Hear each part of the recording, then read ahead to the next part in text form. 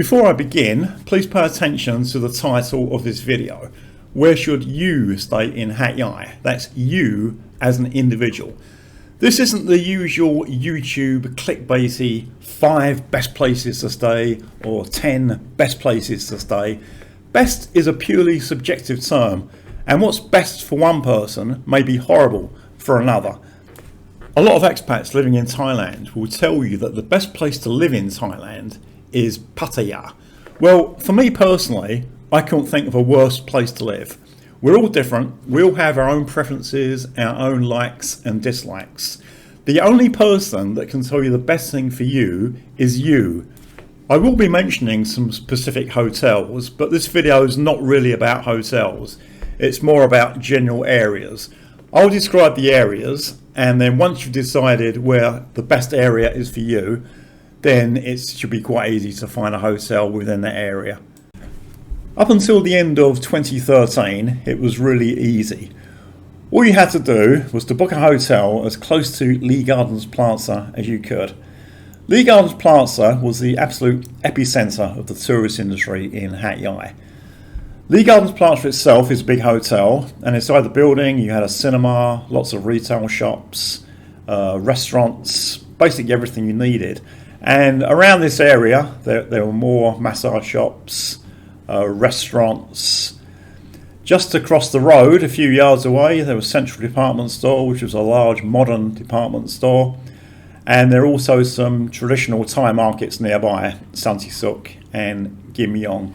So if you came to stay in Hat Yai for a long weekend, basically everything you could possibly need as a tourist was in this area. It was a really easy decision to make where to stay. At the end of 2013, Central Festival opened. That's down here. And Central Festival is huge. It's the biggest shopping mall in southern Thailand. And because it's so big and because it's such an important retail centre, everyone wanted to be there. Previously, everyone wanted to be in Lee Gardens Plaza, but that changed when Festival opened. So there was a mass exodus of retail stores and restaurants to Festival. So from the beginning of 2014, the Lee Gardens Plaza area became a lot quieter. It still ticked over. There were still some small shops, massage shops, foot massage shops and the traditional markets, but it just wasn't the same place. It stayed that way up until beginning of 2020 when COVID hit, and that resulted in a complete close down of that area, and that area really died. And around the same time, the Central Group decided to close the Central Department Store at Lee Gardens Plaza because they had the big department store at Central Festival.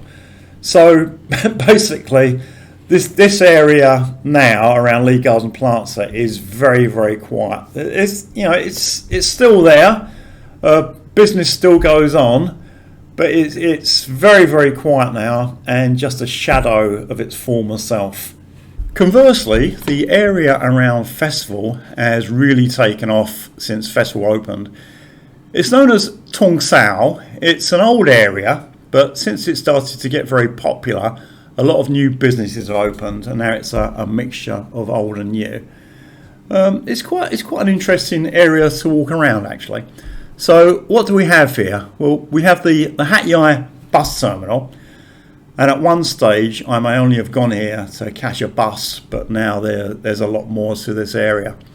Inside Festival you could probably spend a whole day. There's a big multiplex cinema, lots of shops, lots of restaurants, mobile phone operators, banks, everything.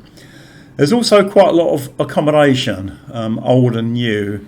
Sort of in this area there's some older places, but with Festival coming along they also built some new hotels.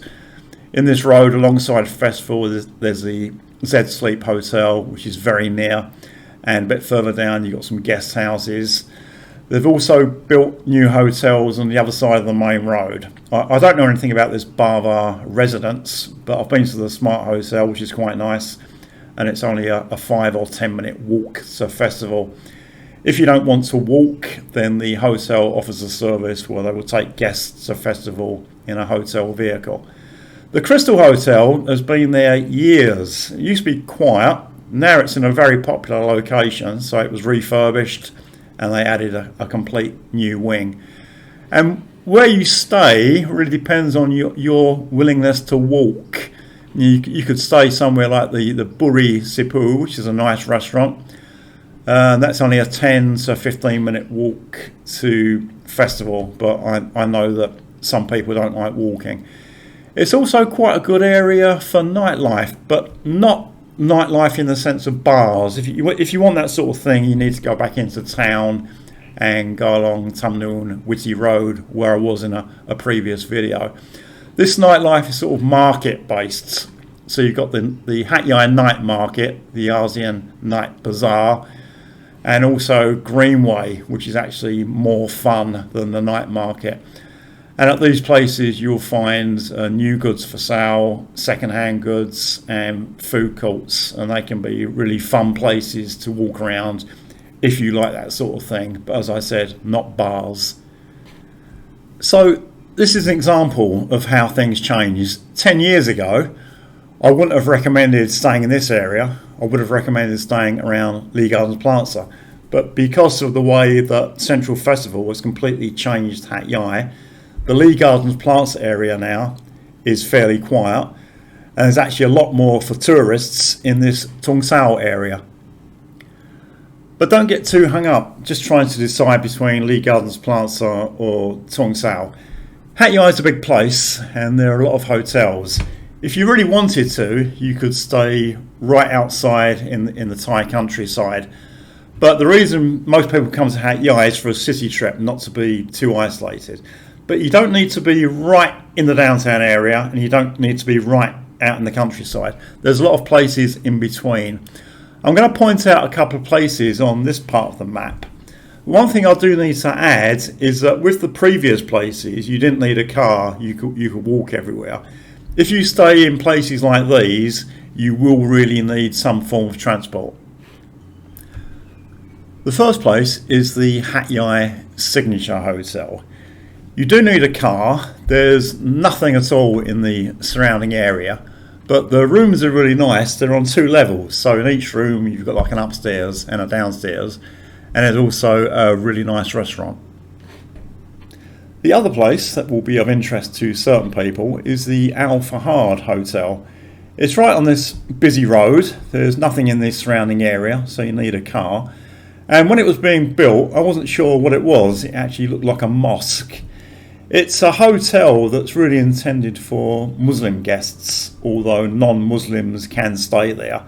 The architecture is in the Islamic style, halal food of course, no alcohol, and there are actually separate swimming pools for men and women.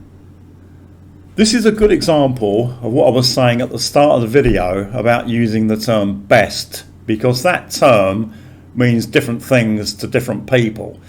Now, if Ah Beng arranged a visit to Hat Yai and found his best hotel, it's very unlikely that that place would be best for a family of conservative Muslim people. And conversely, what would be right for a family of conservative Muslim people wouldn't be right for Ah Beng. This is why I don't like using the term best, because it's purely subjective. Now I'm going to take a quick look at the area around Hat Yai Airport. And previously there weren't any hotels near the airport, and it wasn't really important because if you had an early morning flight, it's only 20 minutes from downtown Hat Yai to the airport, so you could just book an early taxi. You didn't need to stay near the airport. Now there are hotels, and what's interesting is that the character of these hotels is quite different to the downtown hotels. If you stay at a downtown hotel, it really feels like you're in a city. If you stay at one of these hotels near the airport, it doesn't feel like that. They're a lot closer to nature, a lot more space. They've got swimming pools, they're just a bit more relaxed. So if you prefer that type of thing compared to a city hotel, you now have the option of staying near the airport. There's the Nachana Hill Boutique Hotel, the Southern Airport Hotel, which has a very big swimming pool, And where it says Cafe Amazon, you've also got the signature hotel. And just like I mentioned with some other previous hotels, there's nothing really in this area. So if you decide to stay at one of these hotels, you really need a car. I hope that's been useful and it's given you an idea of where is best for you to stay in Hat Yai. If you have any comments, questions or other feedback, please leave them below, and more videos soon. Thank you for watching.